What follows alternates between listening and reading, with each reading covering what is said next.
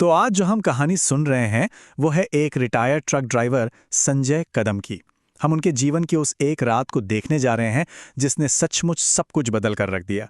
ये कोई मामूली सफर नहीं था, बल्कि एक ऐसे खौफनाक तजुर्बे की दास्तां थी जो रोंगटे खड़े कर देती है। सोचिए, संजय कदम की कहानी की शुरुआत ही इस एक लाइन से होती है। ये हमें उस रात के गहरे खौफ का अंदाजा दिलाता है। मतलब ये सिर्फ डर नहीं था, ये एक ऐसा सदमा था जो इतने सालों बाद भी उनके जहन में बिल्कुल ताज़ा है। तो कहानी हमें ले जाती है साल 1988 में। कहानी के जो मुख्य किरदार हैं वो हैं एक तजुर्बेकार ट्रक ड्राइवर संजय कदम और उनके साथ उनका 18 साल का हंसमुख और खूब बातें करने वाला क्लीनर प्रशांत। दोनों नासिक से मुंबई के लिए एक बिल्कुल आम सफर पर निकले थे। उन्हें क्या पता था कि ये उनकी जिंदगी का सबसे असामान्य और डरावना सफर बनने वाला है। सफर की शुरुआत तो एकदम नॉर्मल थी। रात के 8 बजे वो नासिक से निकले, लेकिन देखिए, सिर्फ 1 घंटे के अंदर ही मौसम ने अपना भयानक रूप दिखाना शुरू कर दिया।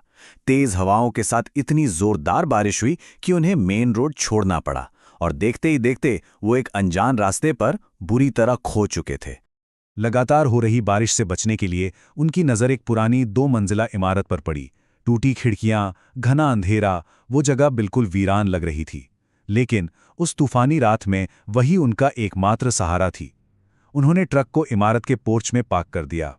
लेकिन उस इमारत की सच्चाई कुछ और ही थी।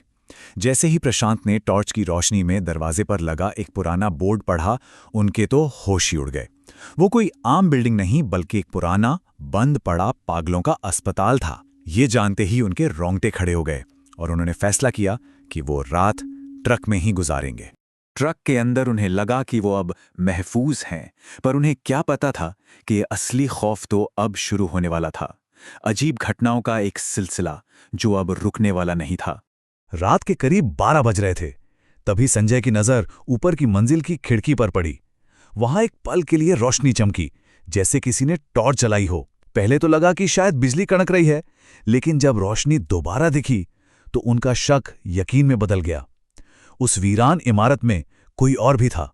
घड़ी में रात का 1 बजा था, और तभी अचानक एक जोरदार, बहुत ही हिंसक धमाके ने पूरे ट्रक को हिला के रख दिया। आवाज ट्रक के पिछले हिस्से से आई थी, और वो इतनी तेज थी कि दोनों नींद से बुरी तरह चौंक कर उठ गए। संजय ने हिम्मत करके बाहर जाके देखा तो उनके पैरों तले से जमीन ही खिसक गई। ट्रक पर एक बहुत बड़ा डेंट पड़ा हुआ था और उसके चारों ओर कीचड़ से सने हाथों के निशान थे। लेकिन सबसे खौफनाक बात यह थी कि निशान बाहर से अंदर की तरफ नहीं, बल्कि अंदर से बाहर की ओर धकेलने के थे। ऐसा लग रहा था मानो कोई ट्रक के अंदर से बाहर निकलने की कोशिश कर रहा हो। इस अजीब और डरावनी घटना से वो इतने घबरा गए कि उन्हें लगा बाहर कोई खतरनाक जानवर है। और विडंबना देखिए, अब वही पागलखाना उन्हें ट्रक से ज्यादा महफूज लगने लगा। उन्होंने अंदर जाने का फैसला कर लिया। ऊपर की मंजिल पर जब वो देख रहे थे तो उन्हें एक कमरे की दीवार मिली जो पूरी की पूरी नाखूनों से खरोची हुई थी।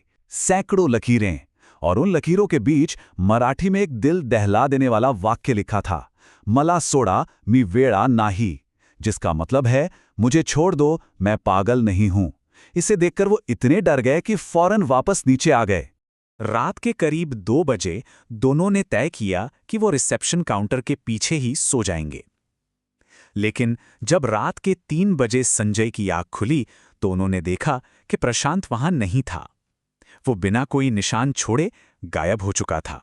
अब कहानी अपने सबसे खौफनाक मोड़ पर पहुंचती है। प्रशांत की तलाश संजय को उस इमारत की सबसे डरावनी, सबसे भयानक जगह पर ले जाती है। प्रशांत को ढूंढते हुए संजय ने देखा कि ऊपर से एक हल्की रोशनी आ रही है। सीढ़ियों पर जमी धूल में ताजा पैरों के निशान थे, जिससे साफ था कि प्रशांत ऊपर ही गया है। डरते डरते संजय उन निशानों का पीछा करते हुए गलियारे के आखिरी कमरे तक पहुंचे, जिसका नंबर था 213। कमरे के अंदर का नजारा बेहद अजीब था। एक पुराना लोहे का पलंग, चमड़े की पट्टियों वाली एक कुर्सी, और प्रशांत वो पीठ किए हुए खड़ा था और उसके हाथ में एक पुरानी फाइल थी। संजय उसे आवाज दे रहे थे, पर उस पर कोई असर नहीं हो रहा था।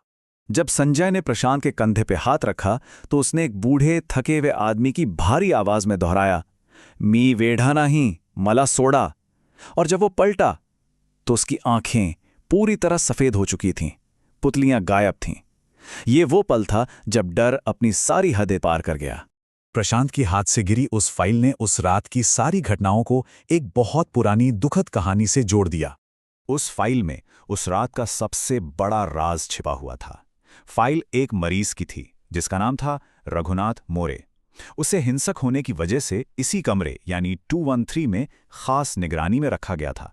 और सबसे चौंकाने वाली बात, उसकी मौत की तारीख थी 7 अगस्त 1978, मतलब ठीक 10 साल पहले उसी रात को। जैसे ही संजय ने वो तारीख पढ़ी, खौफ का असली मंजर शुरू हो गया। कमरे का दरवाजा जोर से अपने आप बंद हुआ। पलंग पर उन्हें एक बूढ़े आदमी का साया दिखा जो फुसफुसा रहा था, मी वेड़ा नाही। तभी उनकी टॉर्च बंद हो गई और वो खुप अंधेरे में किसी तरह दरवाजा खोलकर अपनी जान बचाकर वहां से भागे। कहानी यहाँ खत्म नहीं होती। उस रात का असर उनकी जिंदगी पर बहुत गहरा और बहुत दुखद रहा। सुबह जब प्रशांत होश में आया तो उसने कांपते हुए बताया कि उसे एक आवाज सुनाई दे रही थी जो कह रही थी, ऊपर आ। और जब वो कमरे में पहुंचा तो किसी अनदेखी ताकत ने उसकी कलाई को जोर से पकड़ लिया और इसका सबूत उसकी कलाई पर था, एक ताजा लाल निशान 5 असामान्य रूप से लंबी उंगलियों का। उस रात का असर प्रशांत पर सबसे ज्यादा हुआ। एक हंसमुख बातूनी लड़का पूरी तरह से बदल चुका था। अब वो खामोश और डरा सहमा रहने लगा था और उसे लगातार कानों में वही आवाज सुनाई देती थी, ऊपर आ। उस सदमे से प्रशांत कभी उभर ही नहीं पाया। उसने नौकरी छोड़ दी और कुछ महीनों बाद संजय को खबर मिली कि प्रशांत ने अपना मानसिक संतुलन खो दिया है और अब सड़कों पर भटकता रहता है। उस एक रात ने एक हंसती खिलती जिंदगी को पूरी तरह से तबाह कर दिया था। तो सवाल यही रह जाता है, क्या वो सिर्फ एक मनोवैज्ञानिक सदमा था या उस वीरान पागल खाने में रघुनाथ मोरे की आत्मा ने प्रशांत को पकड़ लिया था और उसे कभी जाने ही नहीं दिया?